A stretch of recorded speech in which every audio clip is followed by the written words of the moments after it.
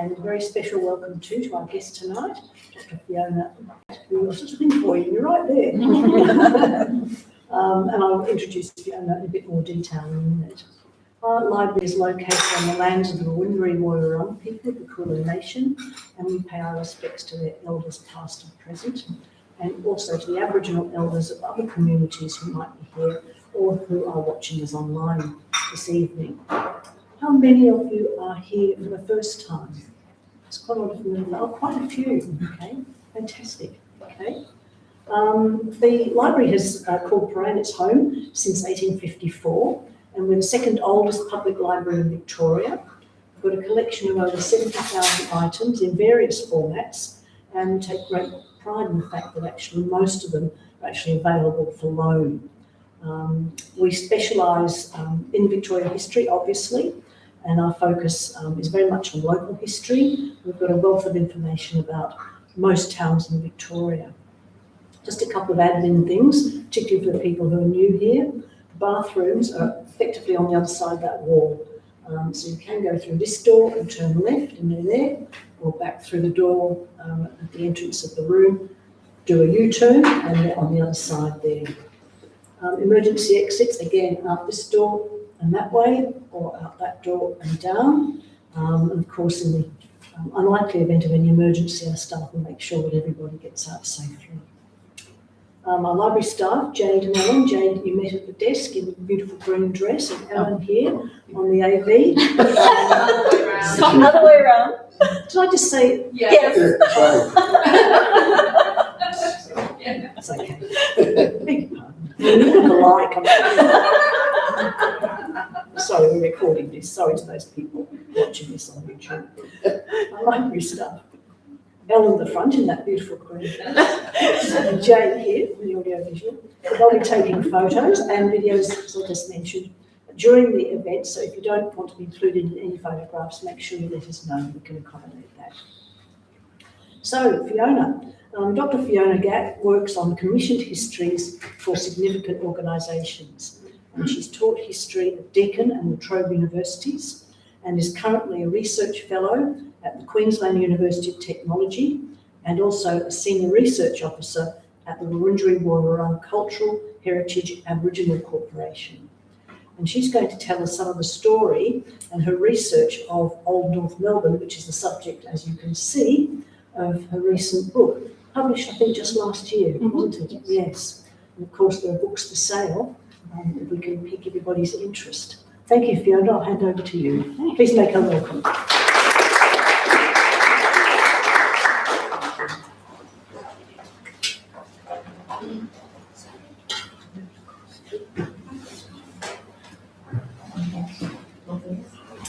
Well, thank you, Judith, for the acknowledgement of country. I too want to acknowledge that we're meeting tonight on beautiful Wurundjeri Woi-wurrung country, land that was never ceded, and I pay my respects to elders past and present. I also provide a warning to any First Nations people in the audience that the slides in this presentation include an image of an Aboriginal elder who has passed into the Dreamtime. Now, writing this public lecture has been really enjoyable for me. It's given me an opportunity to reflect on my journey as a historian, but in writing this talk, I've also renamed it, Making a Biography of Place, a History of Old North Melbourne, rather than the history. And I'll come back to explain why I did that in my conclusion. I'll start with an overview of how I came to be making this history, and then share a summary of the key findings of a history of Old North Melbourne, interspersed with reflections on writing that biography of place. So back in 1995, I started a Bachelor of Arts at the University of Melbourne and studied history.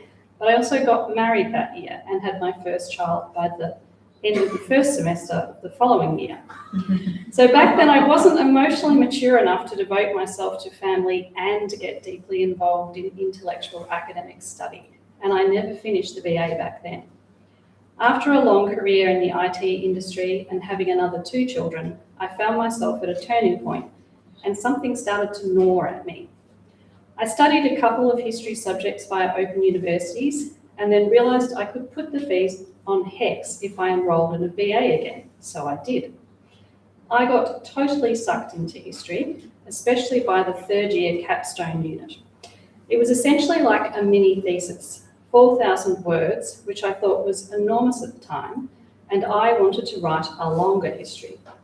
I finished the BA at the end of 2017 and decided to take a little detour and do honours, knowing full well that what I really wanted was to do a PhD, to write a book-length manuscript and figure out if someone would actually pay me to do history. Making history means deciding to research and write on something specific. For me, like many historians, it developed out of something close to home. In that third year capstone unit, you could choose any topic studied over the course of the BA and develop your own research project using original primary research.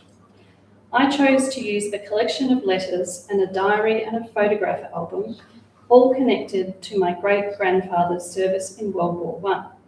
As I delved deeper into his family context, I realised that he was the only son to serve in World War I out of 6 sons in the family, but that he did have cousins who served. So when it came time to develop a project for honours, I used the extended family as a case study. I placed each serving member in the broader Melbourne class structure and then investigated how class impacted the decision to enlist, the experience of war and post-war outcomes. Don't worry, we will get to North Melbourne in a minute. For that project, I started my research 2 generations before the World War I generation, with the first migrants to Australia in that family. In 1862, my newly married great-great-great-grandparents decided to relocate from the central Victorian goldfields to the newly established town of Hotham, which is the area we know today as the suburb of North Melbourne. Elizabeth had arrived in the colony from Cornwall with her family when she was a child, and her husband Lawrence Simpson, who was a skilled tailor, was a more recent migrant from Scotland. Their tailoring business moved around the town of Hotham in the following decade and was continued by their eldest son, George. But in the late 1890s, George's family moved on from North Melbourne. His brother and sister, however, stayed to raise their families there. George's daughters, Thelma and Dole, became boutique costumiers in Balaclava, and late in their life, when my mother visited them, they denied any connection to North Melbourne, even when my mother explained to them that she had found records of their birth, residence and schooling in the suburb. My mother's questioning of Thelma and Dole took place in the 1970s, when North Melbourne was synonymous with the Housing Commission towers erected there in the 1960s. The Housing Commission towers had replaced areas determined to be slum enclaves, with all the connotations of social and material degradation connected to such a moniker. North Melbourne is of course home to the Public Record Office Victoria, or PROV, and while I was there doing research, I'd often take a stroll in my lunch break. I came to wonder about the salubrious North Melbourne Town Hall, which is, many say, the finest example of civic architecture in Melbourne.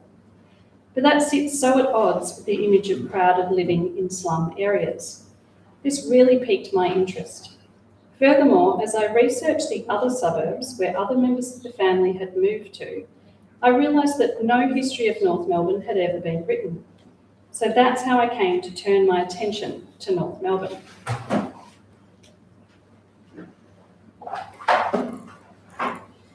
There's a little message on the screen.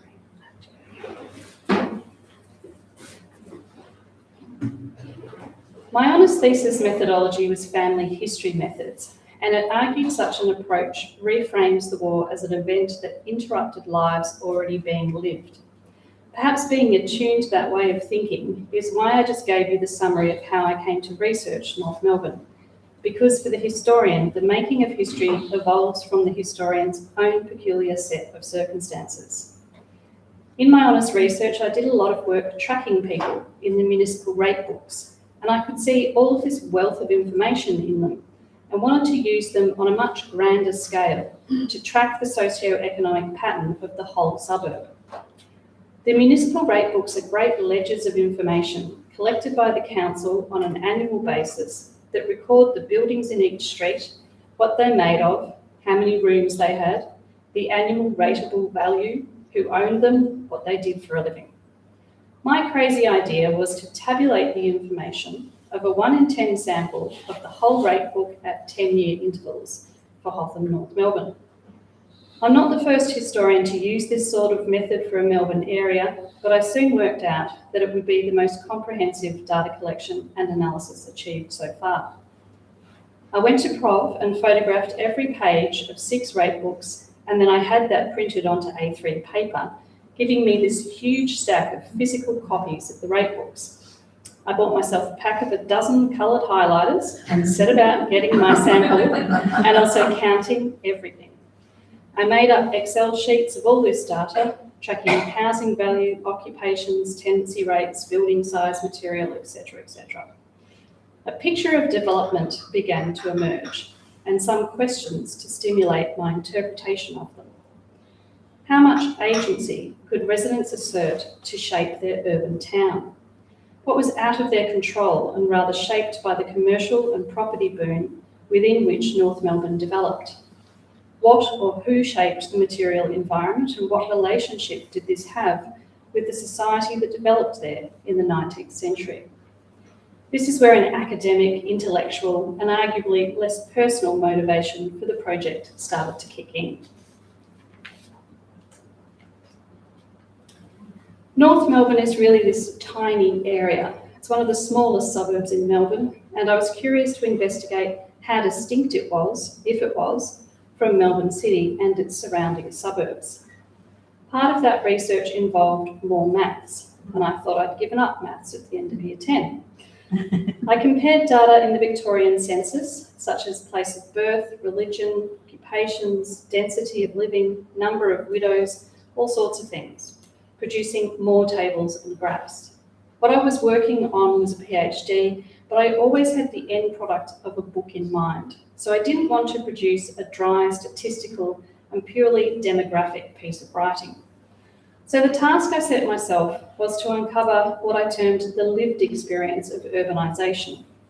What were the aspirations of people who chose to settle there, to rent, to own, to invest in property, to run a business there, a shop, a manufactory, or just live there and work elsewhere? To be involved in local government, sporting groups, social and church groups. I turned to memoirs, court cases, union minutes, police correspondence, church records, and more. But my approach was pretty much chronological in nature. My plan was to produce chapters that covered a decade each. So I'd complete the quantitative data, for example, for the 1850s, while reading the newspaper for that decade, and then I'd find other complementary sources about particular events, debates, people, businesses, etc. And I'd often follow those threads and themes and people through the decades. This research was being done during the COVID pandemic, and the lockdowns were a blessing in disguise for me. I was really lucky that I got all of the rate books from Prov the year before the lockdowns. My plan had been to read the minutes of the municipal council held at Prov, but I didn't have access, so I had to read the reports of their meetings in the newspapers on Trove instead. I'd never intended the newspapers to be such a core archive, but I ended up reading or skim reading almost 40 years worth of every second edition of the local newspaper. And there were so many things I just would have missed if I hadn't done that. In making this history of Old North Melbourne, I was reading forward through time and watching the demographics evolve from the quantitative data as well. So now we turn to a bit of a rundown. What did I find on this journey of making history?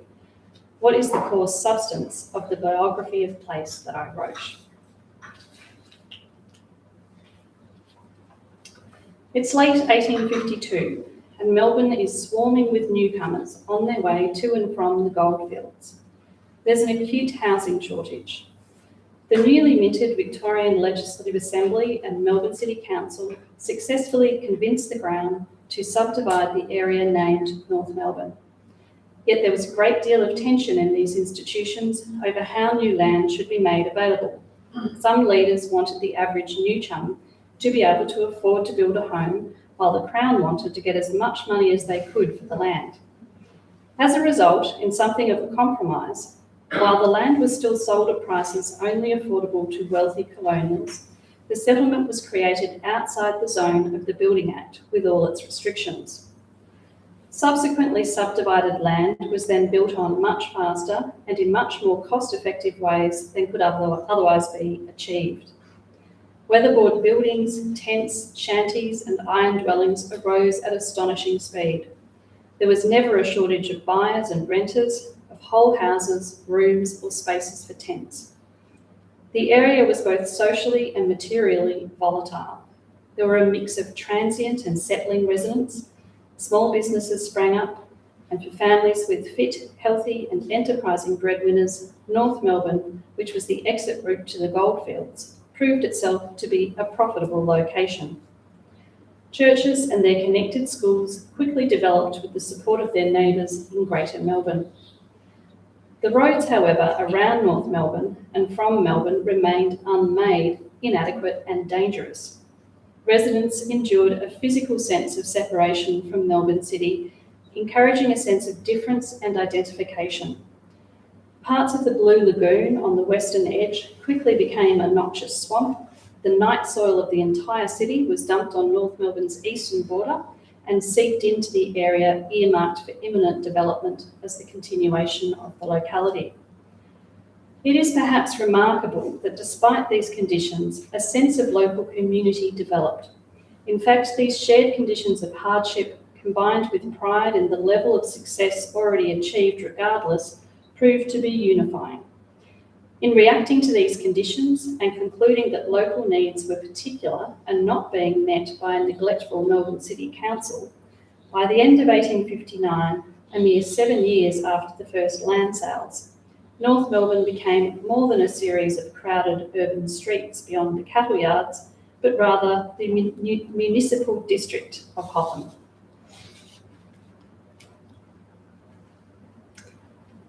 As I collected data from the rate books that tracked the overall pattern of change from decade to decade, I couldn't help but notice how distinct the development was in certain sections. Patterns of class and community building began to emerge more strongly as demography and occupational groups began to determine the realities of material living conditions.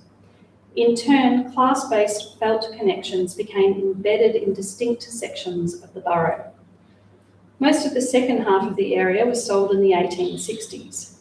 Working class families dominated the locality, building small or modest houses in densely populated areas. They lived alongside other working class families, renting dwellings, often from landlord neighbours. In other areas of Hotham, the middle class built large detached houses and held on to their blocks as investments. The imaginative process of building a sense of belonging developed sections of Hotham that were not distinctly cadastral, but rather in the vernacular and in the mind. I compared two areas that were side by side, but just so different. The crowded Happy Valley of workmen's cottages and the middle class area of Hotham Hill with its views across to Mount Macedon. Residents began thinking of themselves in particular place-based ways. This included the making of this environment in another imaginative process, the naturalisation of the white settler space. The attempted erasure of First Nations people from the physical space and from the story of North Melbourne were crucial imperatives of the settler colonial project. When I began this project, I was nervous about how I was going to approach First Nations history. I had tried, but I couldn't find anything in the archives about Aboriginal people in Hotham recorded during the 19th century. I know now I should have looked in the journals of the Aboriginal protectors, but that was outside my orbit all those years ago. I really didn't want to just write one of those general summaries that are so often included in local histories that basically boil down to First Nations people were there. They were dispossessed. Now let's get into the history of building this European area. I was determined to do better. One day I was researching a curious business called Noah's Ark, which was a boarding house that had been built out of ship cabins, and then later the building was turned into a private school run by a Mrs. Hare. I was searching on Trove and I forgot to limit my search to the 1850s and 60s, and lo and behold, in 1934, a woman wrote to the Age reminiscing about her time at school. That was how I stumbled across this cache of fantastic letters written by older adults who had been children in the early years of the suburb, reflecting back on their time there in the lead up to the centenary celebrations of Melbourne. There were over 80 letters and they contained a wealth of information.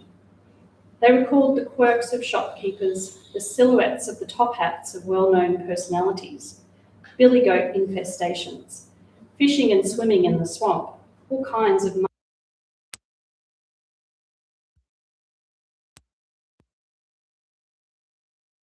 of the settler residents. They fashioned themselves as one of the first generation. Their remembrances included visiting Aboriginal camps and encounters with Aboriginal people on the streets of Hotham. They consigned First Nations people to what became remembered as a bygone time that Hotham developed beyond. Their remembrance was very much embroiled in the settler colonial project of erasure. What I discovered was that the mental mapping of place, space and ownership had interrelated racial, spatial and temporal elements. By the 1870s, unique aspects of Hotham society were solidifying and became institutionalised. Contemporary observers recognised certain trends as permanent features of Hotham. One such feature was that Hotham had the highest concentration of Irish Catholic residents in the whole colony of Victoria. This was a significant ethnic difference which did not dissipate and indeed solidified during the 19th century. While Irish Catholics didn't isolate themselves from broader Hotham society, the structures of their family, common financial circumstances and cultural lives did tend to segregate them. By the 1870s, the presence of so many Irish in Hotham was noticed and known across broader Melbourne, and the town's reputation was impacted by prejudiced perceptions of how the Irish lived. Irish Hothamites' concentration in unskilled labouring work was a contributing factor to the reality that Hotham's urban form had developed a more intense version of the urban living conditions seen in other inner Melbourne suburbs. Notably, North Melbourne had the highest population density of the colony. Meanwhile, other aspects of Hotham society had also appreciably persisted from its beginnings and began to assert a sense of permanency. First-generation immigrants who had earned wealth and success during the gold rush years now emerged as a well-known cohort of middle-class leaders. Yet amongst this group of reliably dedicated civic leaders, an uneasy sense of that their role could be impotent in the scheme of colonial politics, often caused a rift in ideas on how best to advance the needs of Hotham. Remarkably, the men who disagreed so strongly on issues of local government always ultimately worked together towards their shared goal of improving local amenity and prospects. The marvellous town hall was finished in 1876. There was therefore a unity of community spirit that was stronger than the divisions. The key articles that unified Hotham's leaders were economic interests and property investment. Property ownership patterns reflected a complex socio-economic structure. Owner-occupiers were often also local landlords, and all occupational groups enjoyed the property ownership. But they were a significant minority compared to an unusually high for the Melbourne area number of renters. In 1879, Hotham Council instituted building regulations. The interests of property owners triumphed over the concerns of less wealthy residents. This was a significant departure from the support for there being no Building Act earlier in Hotham's history. In turning to the 1880s, I was venturing into perhaps the most written about period of 19th century Melbourne history, aside from the gold rush era, that is, marvellous Melbourne. It was a term coined in 1885 by the English traveller and writer George Augustus Starler. Residents across the metropole embraced his description of their city, and the sentiment has come to embody the period of the 1880s. impressive commercial success, features of modernity, and a striking land and building boom which generated fast wealth and increased levels of home ownership. Some aspects of this marvellousness could be found in Hotham.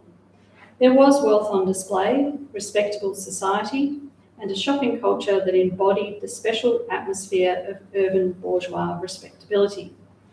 Yet the 1880s in Hotham was also a time of contradictions.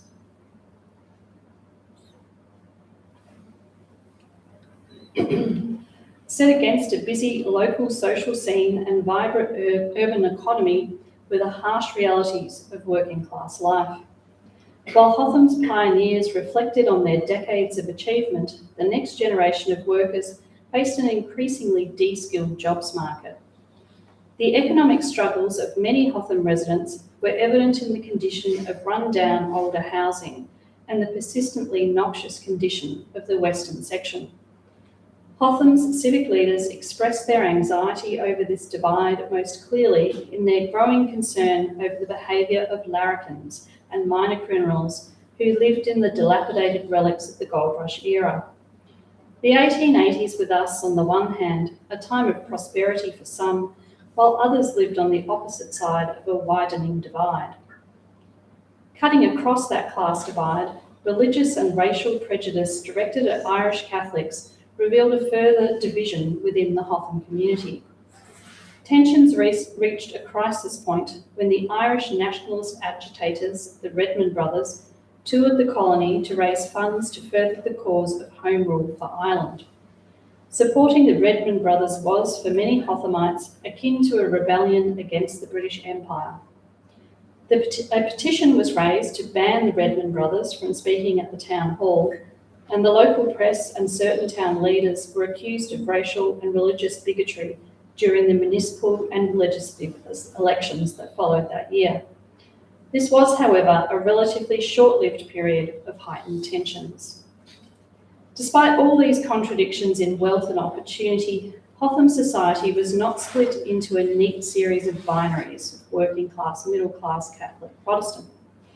Alongside the divisions were genuine efforts to enhance community spirit and establish new institutions, led by the middle class with respectable working class and established shopkeepers aimed at improving the lives of Hotham residents. One such move was to change the name of the town in 1887 from Hotham to North Melbourne, for many reasons, one of them being to better associate the town with the success of marvellous Melbourne.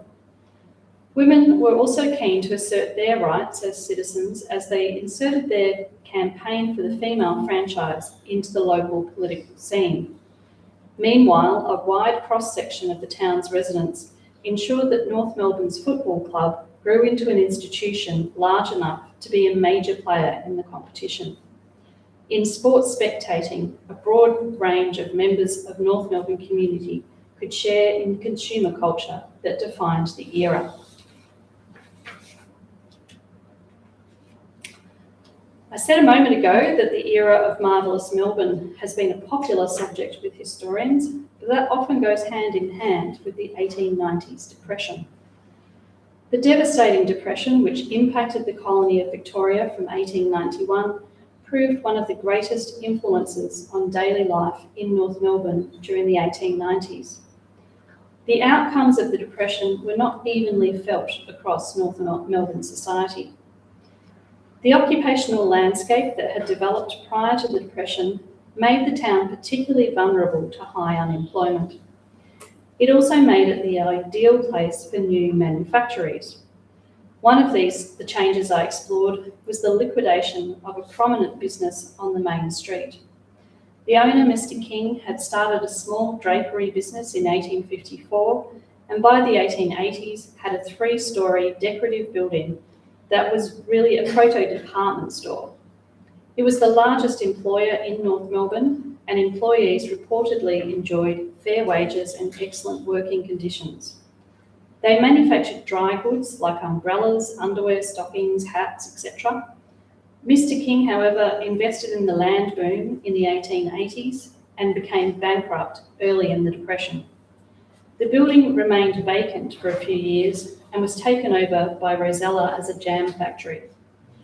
The factories offering unskilled work with poor conditions that arose in the 1890s were a visible material affirmation of the workers who crowded the dwellings on the side streets. A great number of factory workers were women, but their wages could not replace that of an adult male wage. For the working class, the 1880s had been a prelude to the fault lines that came into sharp relief in the 1890s depression. Those fault lines were evident within the material conditions of the town itself, much of which had long roots by then, going back to the town's initial development with no Building Act. I discovered that North Melbourne had the highest tenancy rate in all of Melbourne. In the 1818 sections, I zoomed in closer to the street level and followed the story of two families in Oxford Street, who were the only occupiers in the street.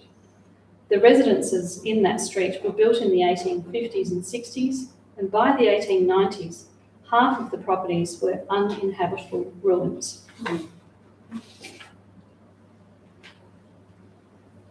By the turn of the century, politics and social relations were changing significantly in North Melbourne.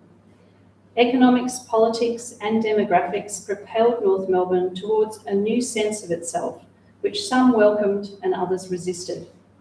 What was occurring was a battle over the character and identity of North Melbourne. The town was grappling with a tainted reputation that it housed a rough working class crowd. A local gang known as the Crutchy Push received a lot of attention in the colonial press. They were a group of disaffected young men led by a few who had one leg amputated and got around on crutches, which they used as weapons. They terrorised shopkeepers and would go into hotels demanding drinks they would not pay for. As local magistrates attempted to deal with the situation, we can detect a level of recognition of the difficult circumstances that had led to such outcomes. Reckoning with such realisations was also taking place elsewhere in North Melbourne. Civic leaders and ratepayers agreed that North Melbourne Town Council should be dissolved and the town should join with Melbourne City Council.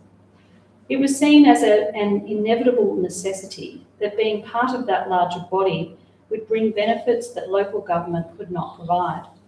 It was also a recognition that North Melbourne was part of Melbourne, but town leaders also never relinquished their conviction that North Melbourne was a unique society of its own. The town's distinct characteristics came to the fore in perhaps the most significant site of contest over its identity, the political arena. Demography and a historically contingent class consciousness drove the change towards the election of a new breed of politician, the Labor man, who gave prominence to the concerns of the working man. The Depression accelerated recognition of the interests of the groundswell of families who found themselves in difficult circumstances. The Irish Catholic community began to proudly proclaim their respectable place in society, and these identities gained socio-political capital and shifted the political landscape, gaining traction from the height of the Depression to cement a new and enduring political allegiance to Labor. At the same time, both in the new local government and in the colonial arena, the migrant generation who had so long set the tone of North Melbourne's socio-political life were replaced by an equally energetic Australian-born cohort. In 1905, when North Melbourne Council was dissolved, it was the end of an era for North Melbourne in all these multiple ways, and it was therefore a fitting endpoint for the history I wrote. What I found was that class and community were made in the tensions between the aspirations, processes and outcomes of urbanisation connected to this local place, complicated by hierarchies of occupations, religion and ethnicity. In some ways, what I wrote was a generational story of colonists and those who succeeded them. It was a place characterised by shifting tensions, which by the turn of the century finally settled into its identity as a working class area. What I haven't had space to explore in this presentation are the stories of individuals, of real people that populate the biography of place. There was Mr. Atkin, who pioneered a cure-all tonic, famous across the colony, and ran a chemist on the main street. He was well known for his singing, a large moustache, an ornate garden full of curios, and his support of the local football team. Thomas Fogarty, a quick-witted Irishman who served on council for 25 years. John Bunkle, one of the earliest residents who established an agricultural implement manufacturing business, an industry that Hotham became well known for. He wrote a delightfully entertaining reflection of the early years of Hotham, which adds great anecdotes to the first third of the book. There's Bretna Smythe, who ran a store on the main street, campaigned for the female franchise, and also lectured on family planning and sold birth control from her store. Margaret Melbourne, later known as Margaret Cherry, resident of Oxford Street her entire life, and there are so many more. There were so many fascinating people I uncovered that my own Simpson family of tailors didn't even get a mention. All these people were part of the bigger fabric of North Melbourne. And here is where my reflection of writing a biography of place may start to sound arrogant. I felt as though I was uncovering the quantitative facts about buildings and tenancy rates and demographics, alongside that mental mapping of the area and the aspirations and felt connections of people, and seeing it all develop through the eyes of these individuals and the collective community of North Melbourne. Yet I don't know how the history I wrote would actually be viewed by the people and the community I felt I came to know. The sobering reality is that ultimately I did make this history. It's my interpretation. I've really come to appreciate why the great local histories I admire, John Lax on Footscray and Weston Bates on Brighton, are titled A History and not The History. But I remind myself that I consulted a vast array of sources and I did my best to be attentive to the present of the individuals in the past. This history was made already, and it was my role to uncover the story and to write a history read forwards in time to capture the biography of this place. Thank you very much.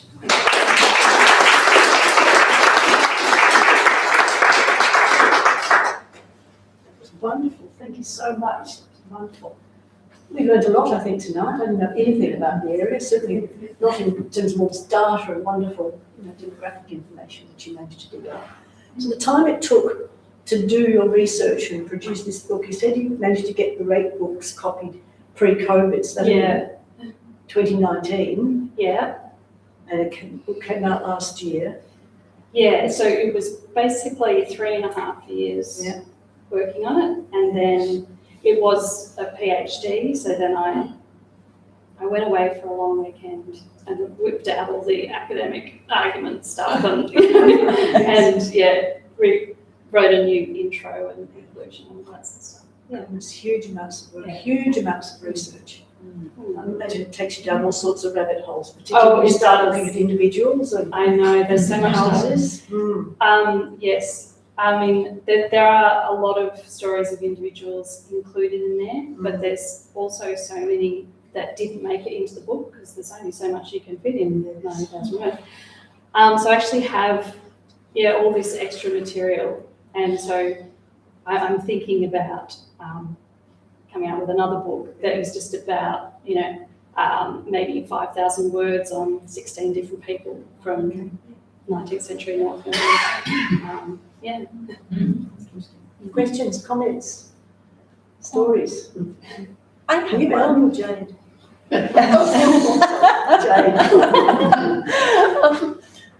I find it fascinating how people have sort of dealt with a change of expectations in how they work and how they live during COVID. So obviously you had some expectations on where your research would take you next and what you would do. How did you find changing that around for lockdowns and stuff? Well, I mean, at first it was a bit of panic. I can't get to Prague, I can't go to the state library, what do I do? But I did have the rate book, so I could start on that analysis. And then, of course, I was like, wait, maybe they do they record the council minutes, in the newspapers? So I looked up and yeah, they did. But then there was so much more in the newspapers, even just gossip about people. So I found, I think we're really lucky these days. There is a lot of stuff you can do desktop research. But having said that, I think putting in the time and effort to look at archives, whether they're digitised or not, but in depth, and also just walking the streets of North Melbourne, I think, that's really important. Yeah, you can't just rely on what you can get online. Yeah.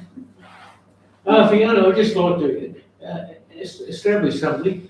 I'm also a railway enthusiast, and I've done research, and you mentioned about the little cottages. Well, a high percentage of those little cottages were occupied by railway employees, because the railways were really getting established in that area. They sure were, on that border with West Melbourne. And it just kept expanding and expanding and expanding. A lot of Irish Catholics worked for the railways. And it was a really good job too, because it didn't matter the weather, you were always paid. It was solid work and not backbreaking work. And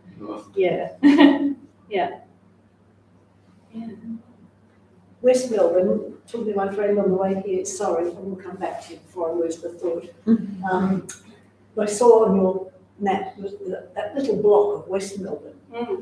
Did any of your research sort of seep into there? Because that was full of little old cottages, which is where my friends' parents. Yeah, it's really interesting, because realistically the border was quite porous, in terms of families, especially Irish Catholic families with North and West Melbourne, and also into Carlton, not quite as much as West Melbourne, but during the Depression, there was the council was trying to give as much work as they could to local people, and so there were debates about how much work they could give and what it would be paid and all the rest of it. And then someone realised that the woman who cleaned the town hall and the Mechanics Institute lived on Victoria Street, but on the West Melbourne side. So she was actually a West Melbourne resident, and people got very upset about it. And the council just sort of said, look, she's just on the other side of the road. It's fine. She'd been doing it for, a long time.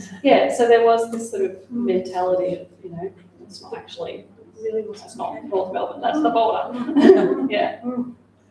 So there's two questions. You mentioned at the time that the highest employer was the biscuit factory in North Melbourne.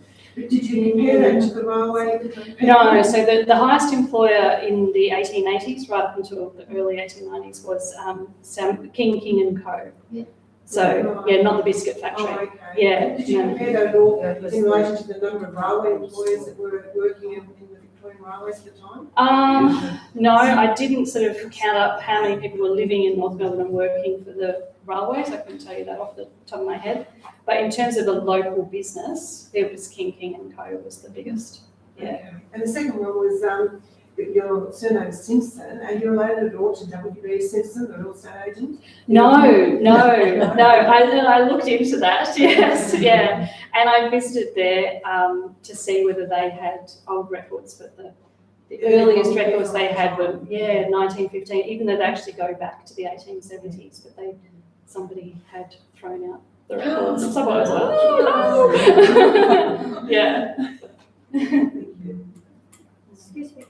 Could you give us a snapshot of one of the most interesting characters that you discovered in your research? Just a sort of Well, it's hard to choose. I'm going to go with John Buncle just because I know that there's some descendants of John Buncle here. So he arrived now. Oh gosh, I have to try and get things off the top of my head. But actually, I think it was 1852. And with a wife and a couple of daughters. And basically, when he first arrived, he found that unlike in England, where there were trades and trade guilds and everything was quite regimented, you had to sort of have qualifications to do certain things. At that time in Melbourne, there were people, arriving every day, and if someone needed, a sign painted for a new business and you'd never done it before, you could just rock up and say, yeah, I'll do that, I've done it before, no one would know. And so he did all sorts of things. He was an engineer, but he hung the bells in St James Church. He'd never hung bells before. And, he told this, he wrote a memoir, I think it was 1898, reflecting on these early years. And he explained that he was in the bell tower having trouble, not knowing what on earth he was doing. And this old man came in who had clearly come from the diggings, and he sat there and he was sort of giggling at him, and he said, oh, I've done it before, you want me to show you? So that's, he was sort of saved from disgrace, I think is what he said, by that.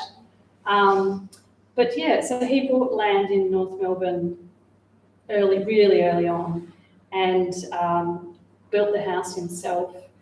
They had a spare, well, they weren't intending it to be a spare room, but they realised that they could earn some extra money by renting out the spare room, and they realised they could earn some extra money by letting a family move into the tent that they'd been living in while they were building the house. So it was this, real story of just taking advantage of all the opportunities. And he served on council for a number of years, and then he School of Art and Design in North Melbourne as well, giving lectures and things. Yeah. So, Thank you. Oh, hi, Fiona, thanks, that was terrific. I'm interested, I'm wondering if you could paint me a picture of the First Nations occupation of North Melbourne at the time of colonisation. Yeah. I noticed quickly, just scanning your book, you've referenced the Bunurong and Derrimut? Benbow, who apparently Benbow, I think it was Derrimut. Derrimut, yes, Yeah. who died in the institution. He did, yes. But I always understood that east of the saltwater, it was Wurundjeri land. It is, and, yes. Yeah. Billable areas grew and so Yeah. forth. So could you paint a picture of the relationships around that area of Melbourne at the time that you picked up? Yeah, well, see, by 1852, Melbourne, or Port Phillip was first settled in 1835, and really by 1840, the colonial government was actively trying to keep Aboriginal people away from Melbourne.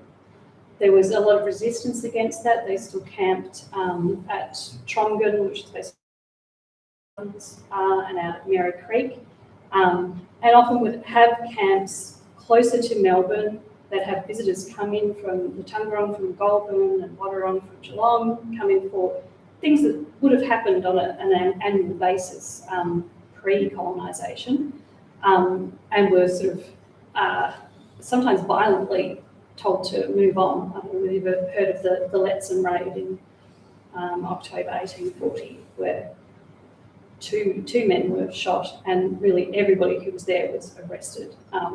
Anyway, so by 1852, Melbourne had or the whole of the Port Phillip area had Aboriginal protectors working and coming to know Derrimut and Billabellery, and so leaders of the Wurrung and the Bunurong.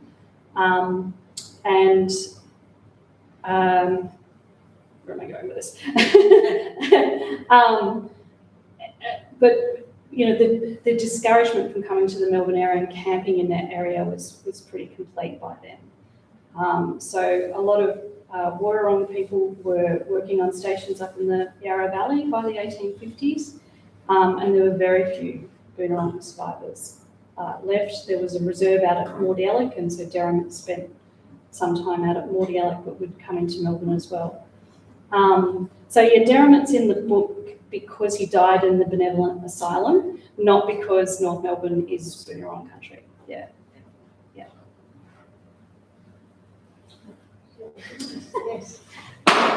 Is there a particular point in your research that made you really fall in love with the North Melbourne you were discovering?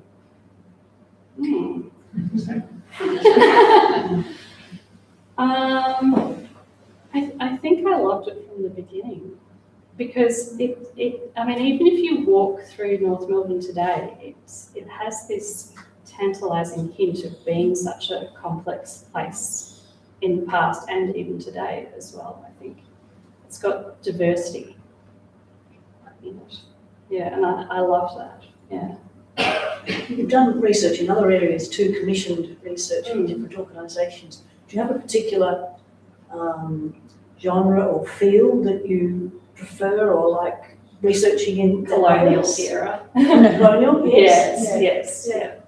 So pre-20th century or just into the 20th century is my jam, yeah. Challenging.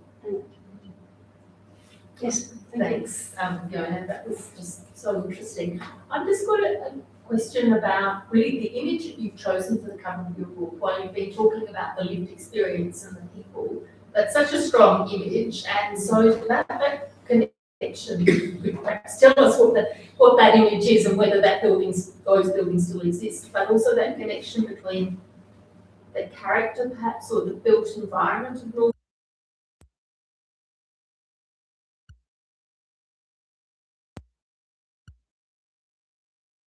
Middle there, you can see how it's got this little faux picket fence, but there's no actual garden, and all of them are like right onto the footstep, onto the footpath, and they're made of wood and tin. I mean, it's a very strange design. That was one of it, and this is all because of there being no Building Act. Yeah. But it's also, so you can sort of look at it and think, oh, they're not very good quality.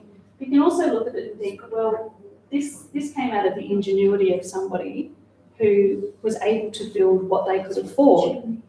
And so I think when I'm sort of reading those differences of opinion that come through in the archives of the middle class looking at these houses and feeling, concern about the state of the housing, but then other people being happy with what they can afford.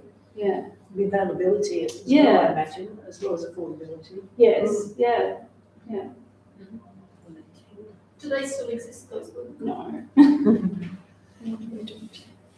I see there was a Haynes Street in one of your maps. Was that named after a prominent person in the area? Can't tell you off the top of my head. Yeah, but I don't think to North Melbourne, no. Yeah. That's where the problem is, isn't it? Main Street. Close by. Yeah. Thank you so much. Thanks for having me.